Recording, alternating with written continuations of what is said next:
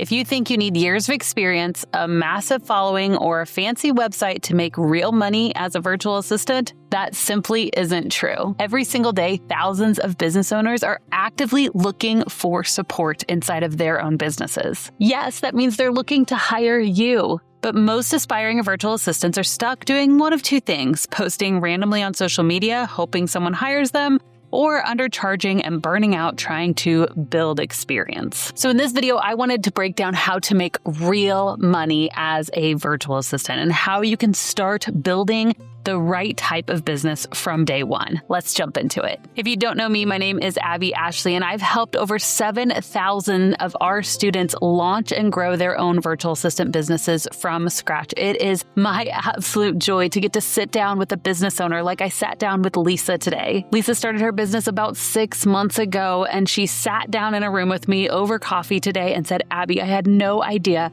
how quickly this would grow." She's had a couple project-based clients, 3 reoccurring clients already, and she has 3 more prospects that are likely to sign this week. We sat down and we chatted now that she has some established reoccurring income about raising her rates, about doing higher end packages, even niching down. But it all started because she had the right foundation from the beginning, and that's what I want to share with you today. So I want to break this down very simply for you. First of all, starting off with the absolute biggest mistake that I see new virtual assistants make. After training virtual assistants for over a decade, I have noticed that the type of people that come into this line of work, or people who want to start virtual assistant businesses, often tend to be perfectionists. Now, I'm raising my hand here because I am a self-proclaimed perfectionist as well, so I totally understand this tendency, but it is likely the thing that is keeping you stuck. Yes, we all want to produce excellent work. We want to have an awesome portfolio or a business name that rings just right. But the truth is, we can get stuck in tinkering mode. It's what I like to call it, when you're just spending so much time saying, "Oh, but I've got to have just the right logo, or I have to have just the right portfolio." And we will spend not just hours, but days, weeks, sometimes even months, really zeroing in on that one aspect being perfect, that we don't allow ourselves to move on to the place of actively trying to get clients. If I could prevent you from doing this one thing in starting your business, it's going to help you so much down the line, is to get out of tinkering mode.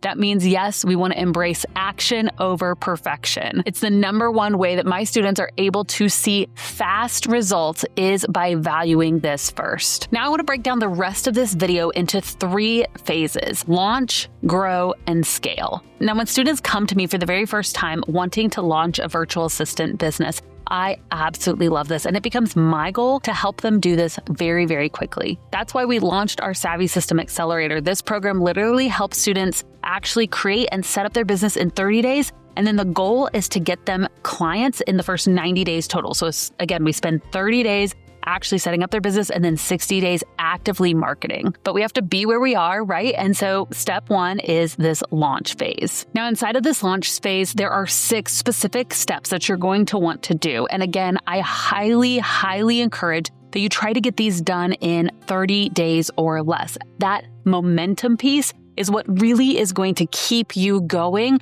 and get you to getting clients faster, is if we can get through the launch phase of your business. Going back to action over perfection, you're going to want to make quick decisions in this phase. Here's what those 6 steps are. Step number 1, you're going to want to discover your skill set. So what skills should you offer as a virtual assistant? Your skills might not look like somebody else's. Maybe you're more of an administrative VA, meaning that you want to help with customer service emails or data entry, travel research booking, social media scheduling. Maybe you lend toward more of the creative tasks, so you want to dive into things like actual creating social media or coming up with ideas for someone's YouTube channel, more of that creative element, graphics, copywriting.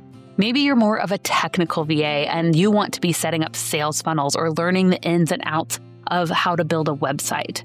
There's no wrong answer here, but you have to decide what skills you want to offer in your business. Step number 2 is to price and package those services. That means that you're going to want to be able to tell a business owner, this is how much my services cost. Now, I am always a fan of monthly reoccurring income. So rather than just a one-time setup package, let's see if there's a way that you could charge these people reoccurring for those services. This is why I love breaking down hourly packages. Maybe you have an hourly package of 20 hours for the month for $600, right? That would be about $30 an hour. And then that business owner is going to get 5 hours a week or 20 hours for the month of those admin services. And you simply track your time. And then you're going to send them a recap every single week of, hey, here's how much time I've spent. Here's how much time you have left for the week. Let's go ahead and get some more projects going. This hourly rate is awesome to start with. Now, eventually, I love for my VAs to move to higher end packages, doing value-based instead of hourly. But when you're first getting started, guys, we don't know how long something's going to take.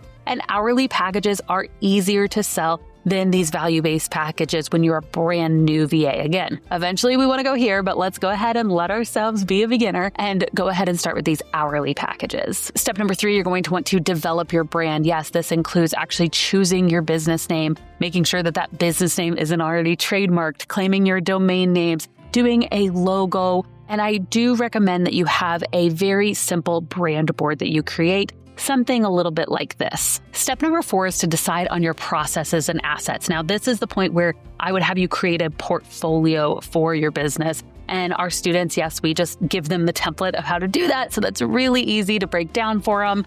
But in the beginning, I recommend you have a portfolio as opposed to a website because, again, action over perfection. I see so many VAs tinker. They get into tinkering mode on a website and it's months and months that they work on their website and they never actively go out and get clients. And I'm like, no, stop the madness. If you have a portfolio, you can literally create it in an hour or 2, very simple to create. And you can use this to get your first client. Then once you have some money coming in, go ahead and create your own website or pay someone to create a website for you. But for most of my clients, I say, let's just start with a portfolio. But this processes and assets step doesn't end with a portfolio. You also want to be able to know what's going to happen when someone says, I want to work with you. That means deciding how are you going to send a contract and an invoice. What is your project management system going to look like? What's the back end of onboarding this new client? Not only receiving the payment, but how are you going to be getting tasks from them on a regular basis? All of this needs to be broken down so you know ahead of time what it's going to look like clearly to work with clients. Step number 5 is to set up your finances. Yes, this does include how are you going to invoice and accept payments. I would definitely recommend that at this point you set up a separate business bank account as well. You definitely don't want that money just going into your personal bank account. You can bank at the same bank as your personal if you want to, but actually open up a separate business account. You're also going to want to have a general understanding of how taxes work because you will be needing to save back self-employment taxes as an independent contractor, which you are as a VA. And then the last step that we try to get really handled in this 30 days, I know it is quite a sprint, but it is totally doable. Our students do it all the time. And that very last step is to set up your legalities. This means you need to have a contract. Yes, please never work with a client without a contract. This is also the step where you're going to figure out what your current state, local requirements. Is there any special license that you need to run a remote at-home business where you live in your state and county? You're going to find that out. You'll decide whether you're going to form an LLC from day one or not. These are all decisions that you'll make inside of that legalities portion. Now, that is the launch section. And yes, it is a lot to have happen in 30 days. If you want to do this process with a guided expert team, I definitely recommend you check out the Savvy system. I will link to it below. This is our 90-day accelerator where we work hand in hand with our students to do this process with you, weekly coaching, all the templates, so you're not left behind at all in this process. All right, once you have gone through that launch section, we're going to move on to the grow section. Growing is all about marketing. It's my number one goal for you to get out there and start making real relationships. Now, yes, I want you to post on your social media, but this shouldn't be the only place that you're going to find clients. You've got to tap into your personal network. That means actually reaching out to business owners you currently know. It also means reaching out to people who aren't business owners and just letting them know, hey, I am starting a business. Because here's what happens. If you tell people, even if they're not business owners, that you're starting a business, now you're top of mind. So when they have, a contractor over and the contractor says, oh, I'm sorry, I haven't sent that invoice. We're really behind in the back office things that need to happen in the business. You think, oh, I know someone who does invoicing, right? and you're going to be top of mind. And so that's why it's so important to really tell your personal network about the business that you've started. Now, I have a complete template that you can use. It's actually a template that I used when I was first getting started to sell out my services. And you can comment template below this video and my team will send you that for free. In this growth phase of business, I also highly encourage live networking events. You can go to your local chamber of commerce and see if they have live events going on. You can check Facebook. You can also just Google, like if I go to Springfield, Missouri, which is where I live, Springfield, Missouri business networking, I type that into Google, most likely I'm going to find an event in my local area to attend. Now, some of these events are paid, but normally you can go to the first one for free. So go ahead and at least go to one live networking event and start getting your feet wet with relationships with business owners. If you talk to any VA who has been in business for years, they will tell you that the number one source of clients that they have now is referrals. That's why word of mouth marketing, relationship marketing, just getting to know business owners is the most powerful thing you can do in your business. Now, once you've booked 1, 2, maybe 3 clients, it's time to really think about scaling. Scaling can involve so much, and it really depends on where you want your business to go. And so that's the first thing that you'll need to do when you're in the scaling phase is really decide, what do I want from this business? Do you want to stay a solopreneur and have a few clients that you work intimately with? Do you want to scale a full-blown agency like some of our students have done, making 6, even 7 figures? There's no wrong answer, and it really depends on what you want. And so this is kind of the time to sit and evaluate, what do I want? Once you know that, you can start taking steps toward the goal. Maybe you niche down and you say, now I'm only going to be a Pinterest manager or a podcast editor, or I'm only going to work with real estate agents. This is a perfect time to raise your rates and possibly even consider going away from hourly